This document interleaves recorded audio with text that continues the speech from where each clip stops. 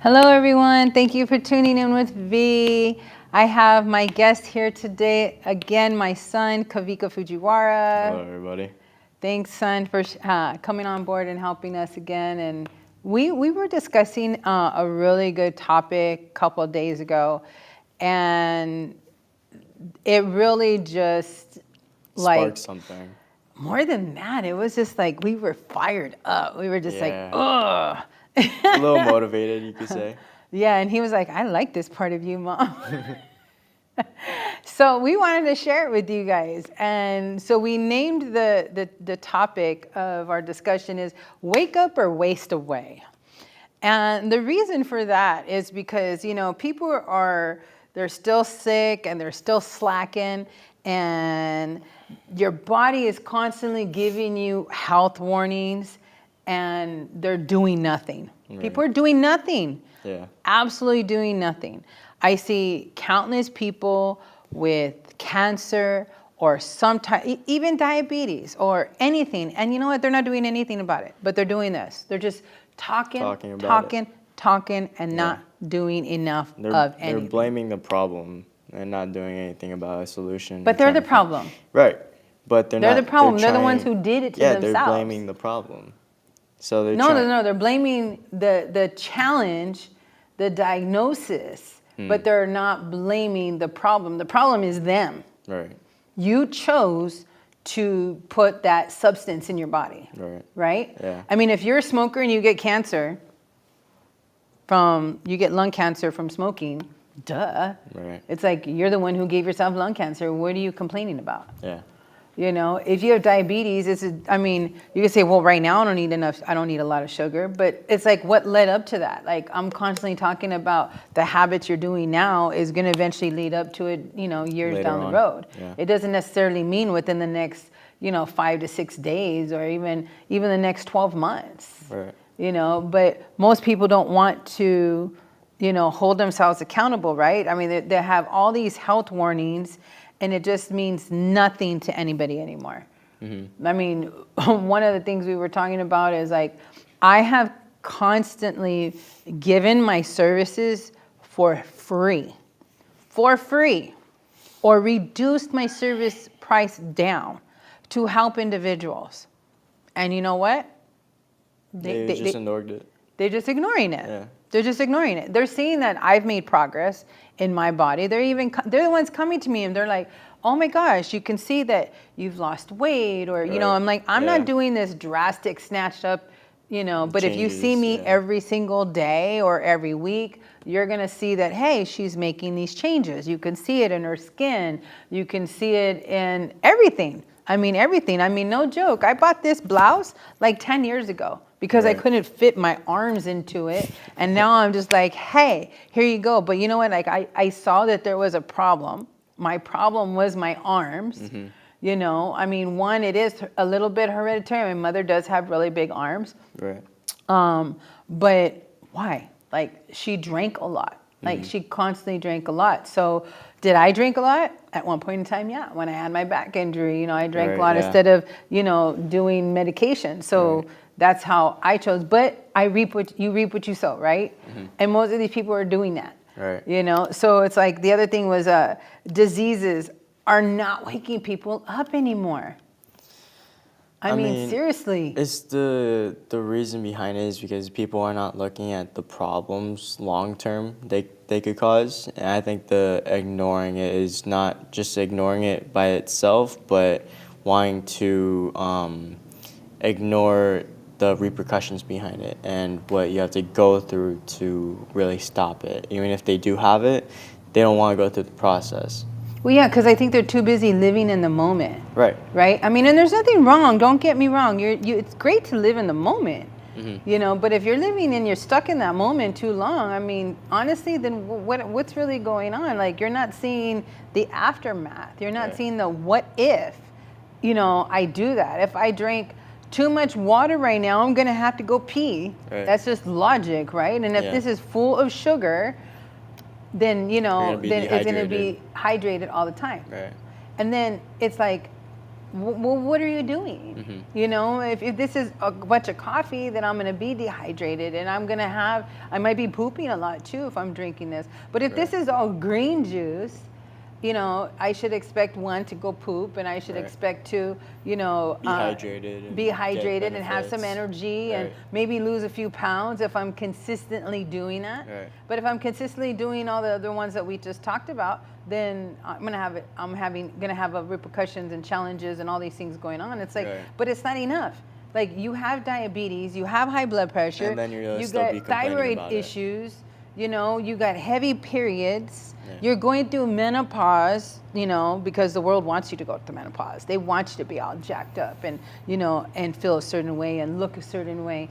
And it's like, but it's still not enough for you to make any change. Like, seriously, what is that? I mean, just recently you were talking about how you want to start making some more deeper changes. Right, yeah, because I think I finally realized that it's, in the long term, is beneficial. And even in short term, like right now, I think I know that in certain times when I do eat bad or I do have those days where I cheat, the repercussions I see are severe.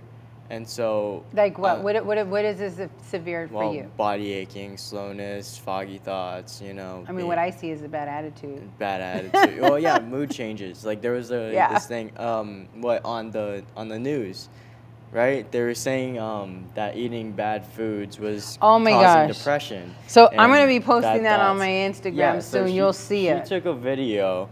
And she was like, wow, she was actually really laughing. And I was thinking like, wow, you're only thinking about this now? You're catching that now? And so it's... how it's changing to bad attitudes or something like that? Right, bad attitude and depression. Yeah, and depression. Yeah, right. And like so trans fats and refined sugars weren't a clue beforehand. And you're only catching it now. But even if someone has depression, let's just say even in that, and let's piggyback off of that, if they have depression, let's just go to a doctor and give a pill and have an excuse. Right. Instead of seriously, why am I depressed? What's causing that? What is the root problem to you being depressed? Right. You know, nobody's really wanting to actually figure it out. Yeah. They don't want to do the work behind it. And I think that's because people are so afraid of the journey. They don't know how long it's going to take. So they're avoiding it. And so when I see that, it's like... So they rather stay in pain. They rather stay in pain than... And take no action. Than taking action, yeah. It's like their fear of the unknown might be good results. Right. You know, or it takes too long. I know most people today are very impatient. Right, yeah. They want to see that quick, you know, right now. And it's like, why?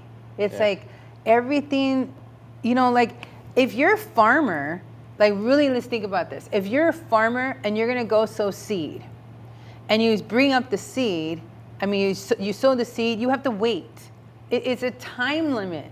So I remember some years ago, I read this book, I don't even know if he was a pastor or whatnot, but I remember in his book, and the book was like about this big. I just pulled it out of the shed. The big red book. I forget what it's called, but it was something about gems, right? So he tells all these stories.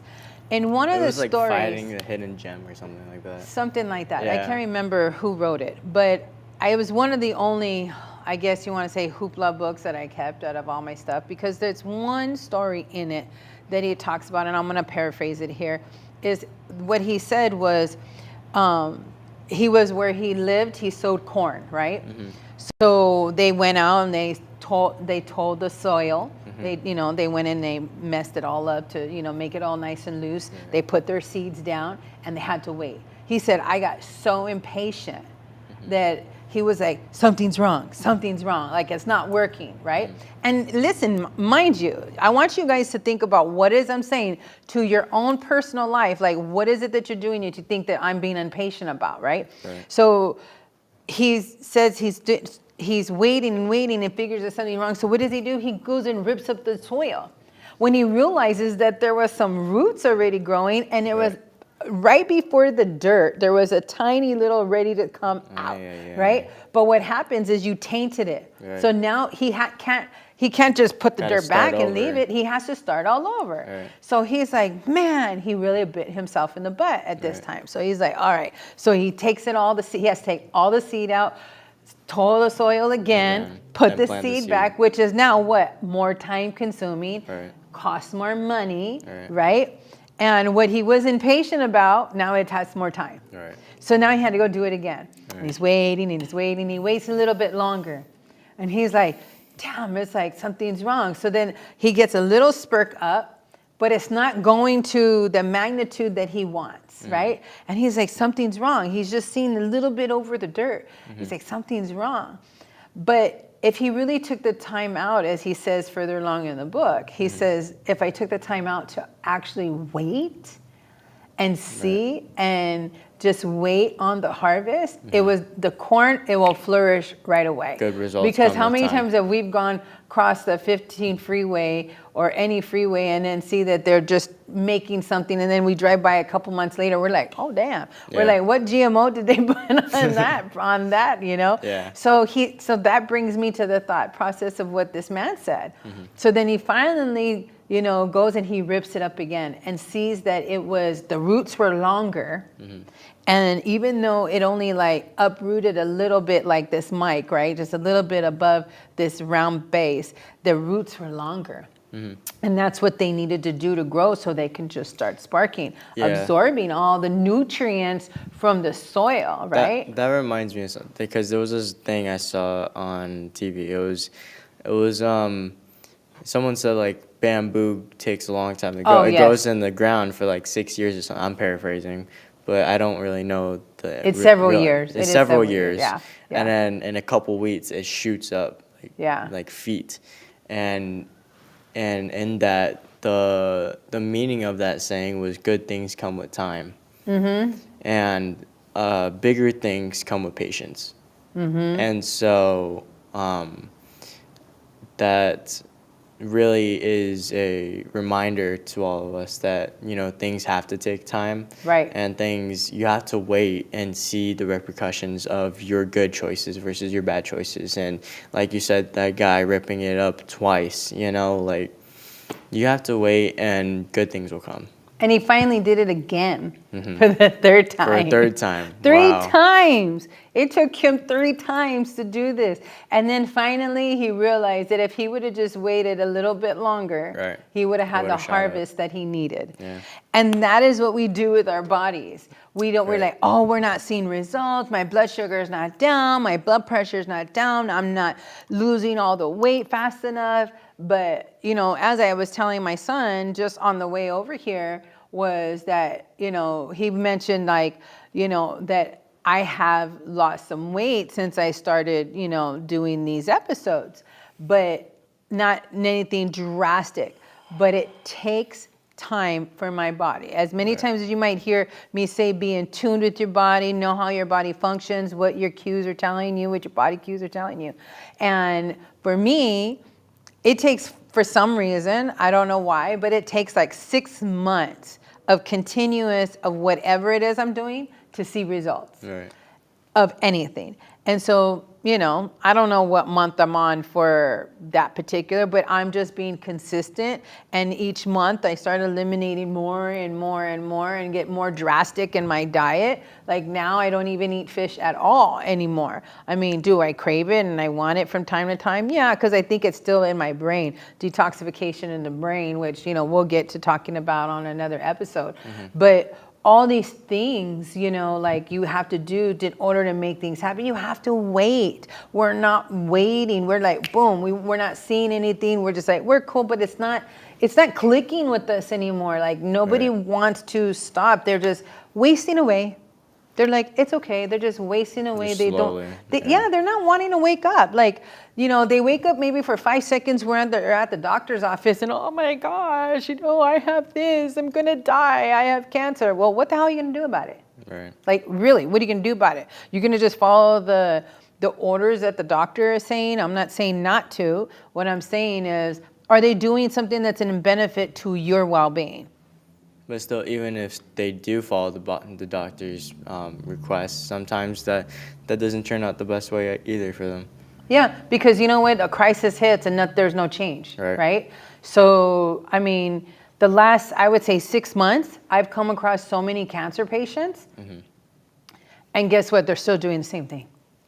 But they have more depression. So, you know, they're sad and they're doing the, what I call the whimies, but not really stopping to say, what role did I play into getting cancer? This, You know, I mean, when I was going through therapy with your father, one of the things that I had to learn is what role did I play into this toxic relationship, right?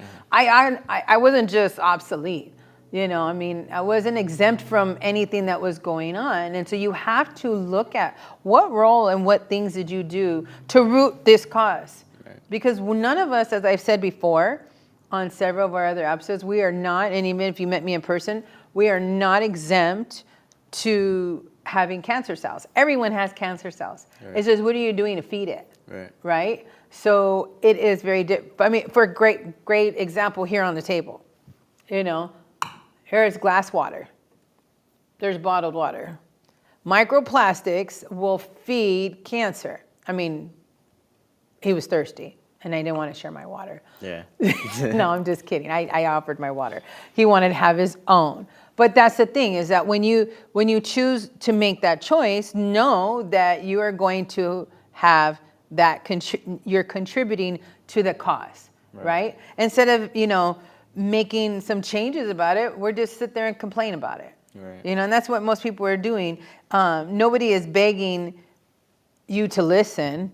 Nobody's begging you to make any changes. I mean, sometimes I feel like at some points in my life, I feel like I am. And he tells me, Mama, you just care too much. And it's like, why don't people care enough about themselves? It's like, seriously, I'm driving down the street. We go stop somewhere. Even at the gas station, I'll be out pumping gas and I'm looking at everybody around me. Why is everybody morbidly obese? Like, seriously. My mother is a very sensitive person. So she cares a lot about other people's well-being, sometimes even more than herself in some cases. And so she will put her well-being first, but it will look like she is caring for the other person more. And that's where her being very sensitive comes in, and her caringness and all of that. It is like, it makes her realize that other people are not caring enough for themselves and doing enough to put in the effort, you know, to actually help themselves. Yeah, I mean, sometimes when we're at the gas station, I want to just walk over to them and be like, how can I help you? You know, it's like, or, you know, like that one day when we were into Costco, I went into Costco to go get some bananas. And what else? And I even said I want to stop eating Costco bananas. I just like, ugh, it's like making me want to be grossed out because I honestly don't know what's going on. But we went to go get some bananas and something else, and it was some frozen berries. That's what it was, to make some smoothies. And so we went in there to go and get some organic frozen berries, and no joke, there is a long line for for their vending area, right? Their food area, their food concession area. The samples. And no, not just the samples, but where they sell the hot dog and stuff outside. And everybody was like, oh my gosh, like everybody's fat, Walker. And it's like, oh my goodness, like I'm not trying, please don't try to understand. I'm not coming off as judging people. It's just sad and it's pitiful. No, it's not judging them. It's like seriously, they do not see it. Do they like it, or are they just complaining? It's like what we're talking about. Wake up, or you're wasting away. It's like, what are you doing to make the change? But you're over here eating Costco hot dog, and I'm not saying like you have not seen me. I've been in that Costco hot dog line, and don't get me wrong, the Costco hot dog is really good, and I love it with some relish and some mustard. You know, I mean, who doesn't like a really good, big, juicy Nathan's hot dog? You know, but when you sit there and think about all the stuff that's in the hot dog, how that hot dog is made, and what the hot dog is going to do to your body, to your intestines, and wondering why you got colon cancer or cancer. Well, I mean, maybe it was too many damn Costco hot dogs. I will say the saying again. There was a saying that keep the rich rich. There's things that keep the rich rich, the poor poor, and the sick and sick. the sick sick. And so when that happens, it's like the smart people are the ones that come up on top. And so you can't just sometimes, like, I won't say admit that people don't want to help or get help, but admit that some people don't want help. I really believe, and that's like how we've talked about with like the homeless people we see. And I say, you know, I honestly don't feel sorry for a lot They're of more homeless than people. capable. There's majority of them, if you look at them and they're functioning, they're more than capable of getting a job. They're younger and younger. I'm seeing kids out 18, 20 years old with their sign being like begging for money. I'd be like, get a damn job. Go get a job. I see mothers out there with their kids, you know, to feel sorry for them. It's like, no, we have a welfare system to help you remotely where you don't have to, you know, do that, stand outside and subject your children to harm's way But the next homeless to a people vehicle. have more rights than us. Homeless people have more rights exactly than we do. But, you know, when you're doing these things, they know that they have that and they just go ahead and do whatever they want. You know, but that's a whole nother subject. It's easier for we them could go on a tangent on that alone. It's easier like, for them to beg for money than actually get a job and get rid of their rights more than ours. Well, yeah. I mean, I saw some guy that was all buffed out, like literally all buffed out. And no joke, he said that he just takes his shirt off and asks people for money. And he had 2 college degrees. He said it was easier to get money from people off the street than it was for him to get a job. I mean, this is a mindset of people now. Like, and let's go put this on social media so, you know, it's okay. And that's... So now it's entertaining other dumb people. So now not just even entertaining, but it's sowing seeds in other people, young folks like yourself, that, oh, this is what I can do, instead of be a law-abiding citizen and actually work hard the way God told us to work for, you know, for our families, but people want the easy way. They do. Nobody wants to do it. I don't even think these people really even want help. They really don't want help. They just want to kind of like fly by with the system and don't even want to. And even the ones that are chronically ill, they really just don't want help. Because if they do, you know, I mean, shoot, my phone would be ringing up off the hook and I'd be booked, you know, 7, 8 months, 2 years down solid, you know. But there's enough people. There are so many people out there, even just what I see on a weekend.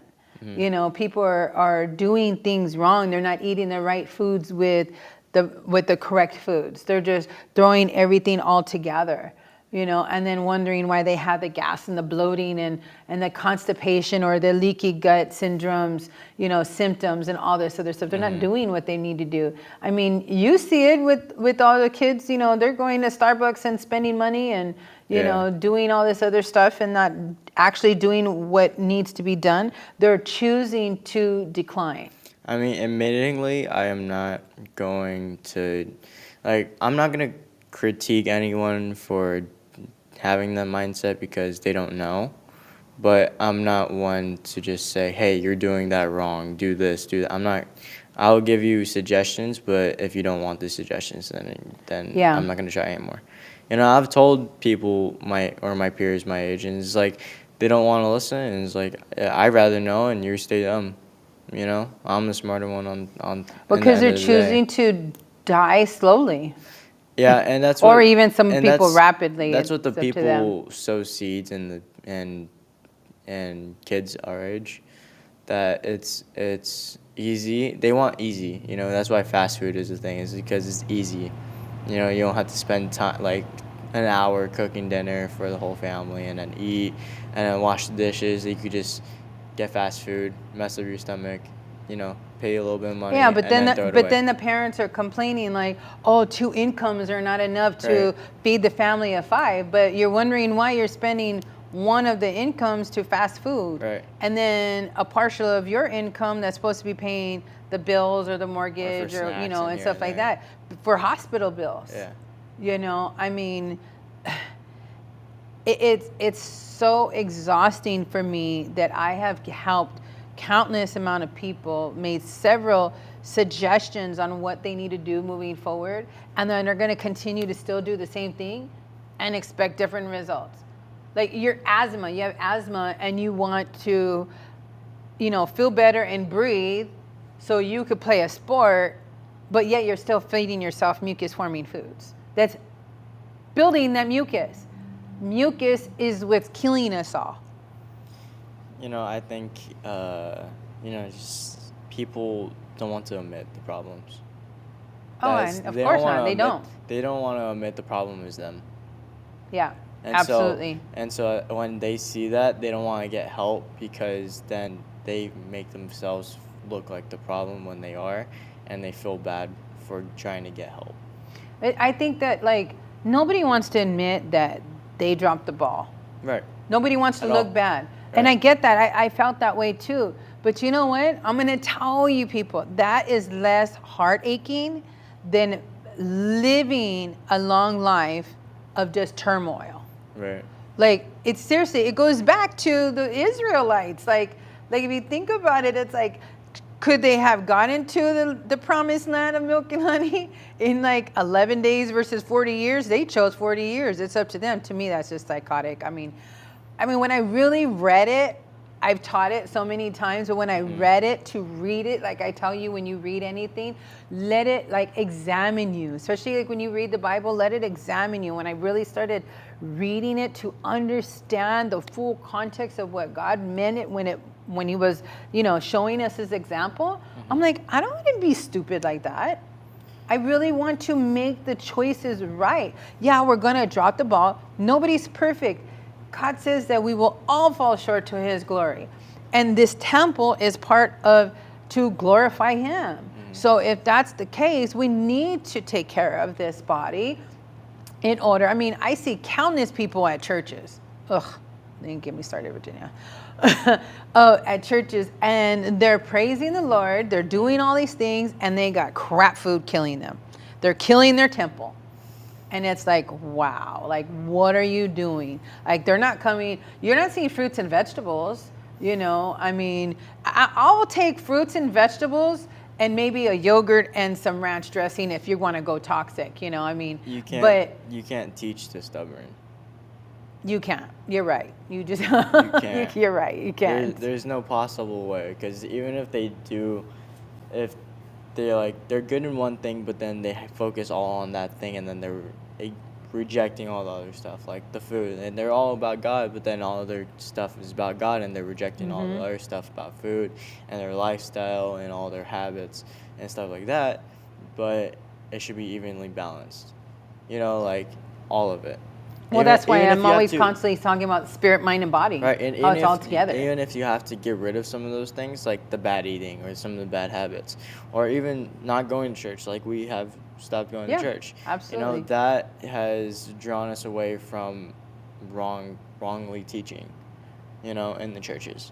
And even with the bad eating, cut out bad eating, bad habits have gone out with the bad eating. Right. Because once you start bad eating, you stop the bad eating, the bad habits go away too, and your brain starts clearing up. No more brain fog, no more thoughts or other thoughts, so all of that goes away off of making that one decision. Do I really want to commit to this, or do I not?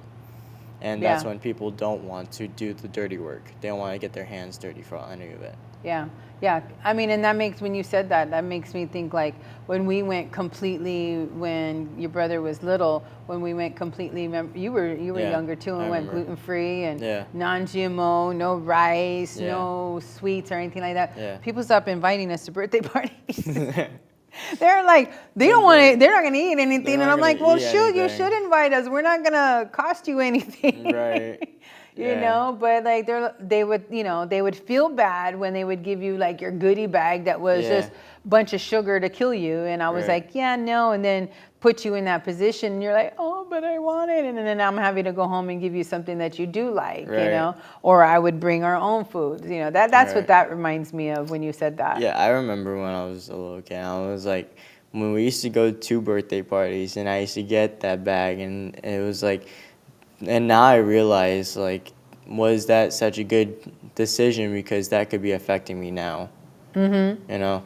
And the repercussions from that is me being naive, or not even, yes, naive to what's To going the on, full to the full understanding. understanding, to the extent that I know now. Yeah. You know, so it's one thing when you're naive, but it's another thing when you're being stupid. Which we've talked about that all we day. talked about that. Yeah. So there's a big difference from being naive and stupid, and that it's a big problem nowadays. So it's just really understanding that healing demands more than just talk. It actually needs to take action. Right, and now I'm gonna sip on my microplastics. We need to take action when it comes to our own being. And it's small baby steps. It's not saying like, you know, like, okay, for instance, even something like that, right? You don't do this all the time. No. You know, like even in we here is not the filter- bottled water that came in this container. We I bought filter this water. container especially because of the sleekness of it. It's Right. easier for me to hold, but I wanted something that was glass. Right. So that is what was very important to me, because I left my last glass container somewhere else. At our house, we have 2 filtering systems for water. It takes like 3 hours to get water. 4 hours. 4 hours. The Berkey and then the distiller takes 3. Yeah, Yes, it takes 4 for a hours gallon. for us to get a gallon of water. Ay, ay, And we're a ay. family of 4. 4. And so that thing is constantly going 24/7. It's Like it never, and then when it's not going, it's like, why? Because the animals drink the water as well. You know, we drink the water.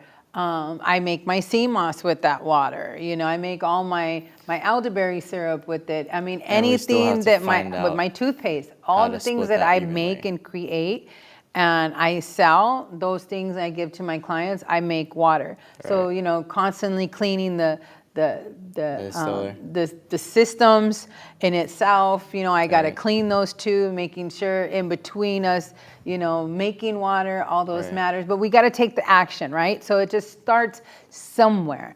So is when I tell my clients this all the time. It's like, you don't have to try to, how do you eat an elephant? 1 piece at a time. You can't eat it all at one time. So you eat one bite at a time. So you take these baby steps, right? You figure out what your why is. Why do you want these things? What results? What are your goals? Whatever that looks like for you. And then let's draw them up. And then even those And then start taking some action. even those baby steps are necessary.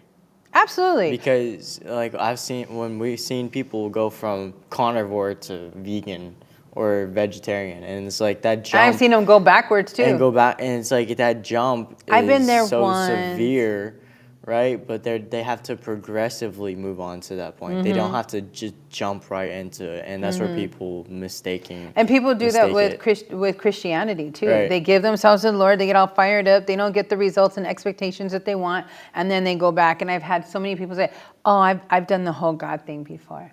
Well, God thing? It's not a thing. not It's a just thing. like eating healthy is a lifestyle. Being Right. with God is a lifestyle. It is a choice, a Right. conscious decision you make, a promise, a covenant, whatever it is you want to call it.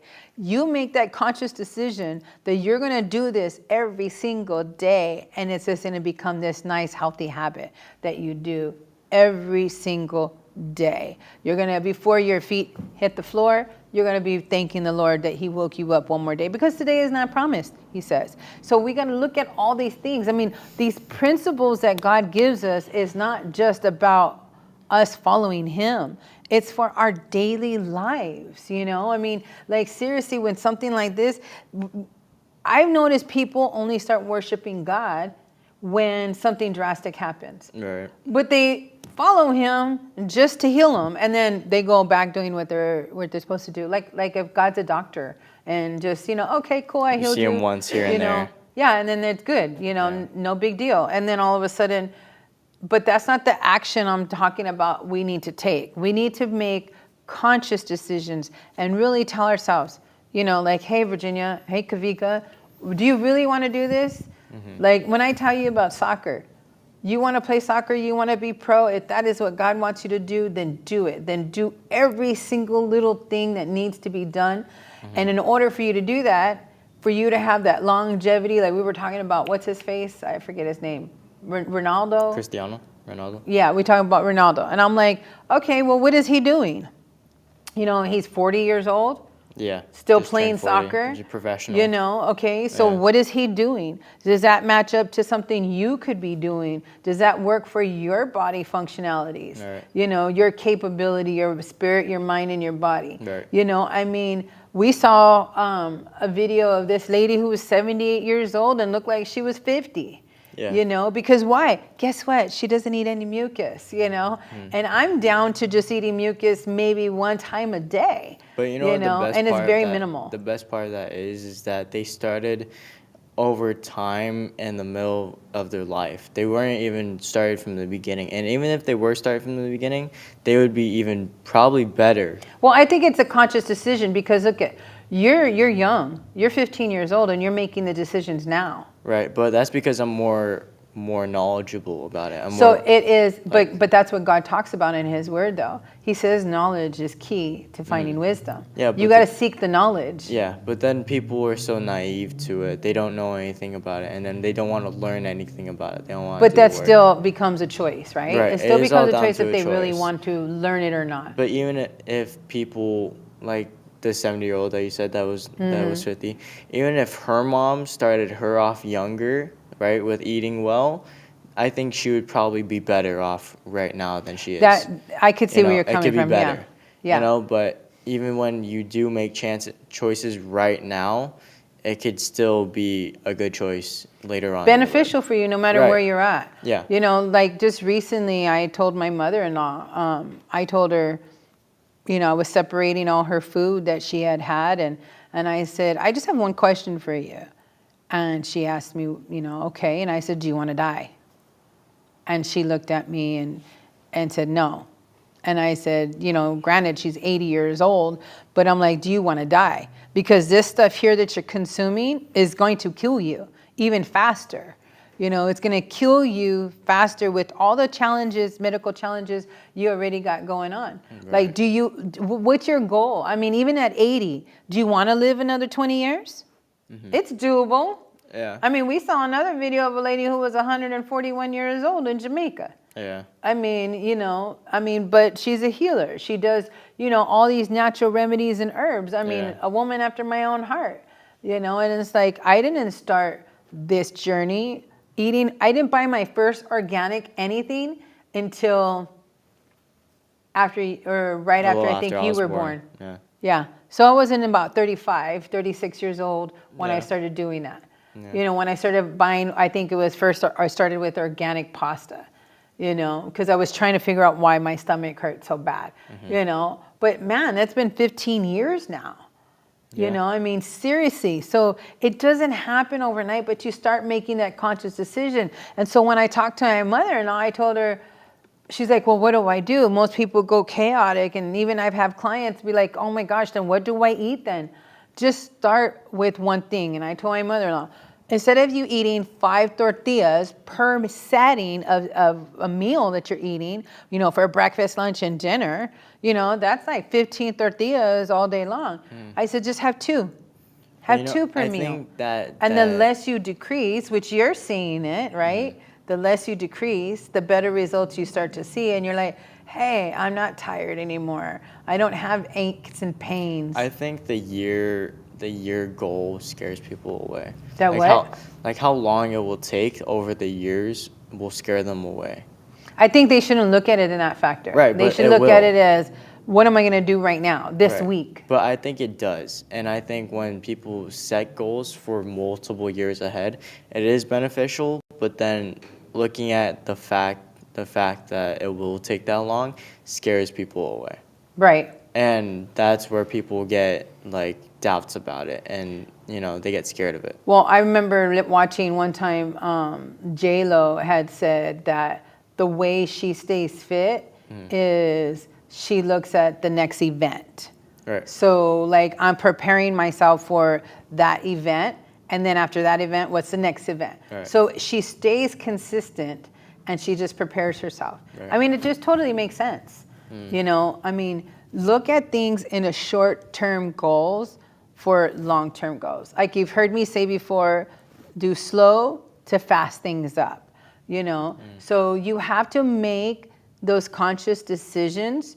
That's the actions that need to start taking place. You have to decide first, this is what I want. Why do I want this? And what little baby steps am I going to take to make it? Now, don't just say like, well, you know, I'm just going to have, you know, if it's like you're a soda drinker, you know, don't just say I'm going to stop drinking soda. If you've been drinking soda for 10, 15 years, don't just stop drinking soda. Your body's going to go, what the heck? Yeah. You know, I mean, it really is. And you're going to get that wrinkle down your face. And so, you know, you're going to be like, what? So don't do that. You want to just be like, okay, don't do it every, you know, if you drink 5 times a day, drink it 1 time a day.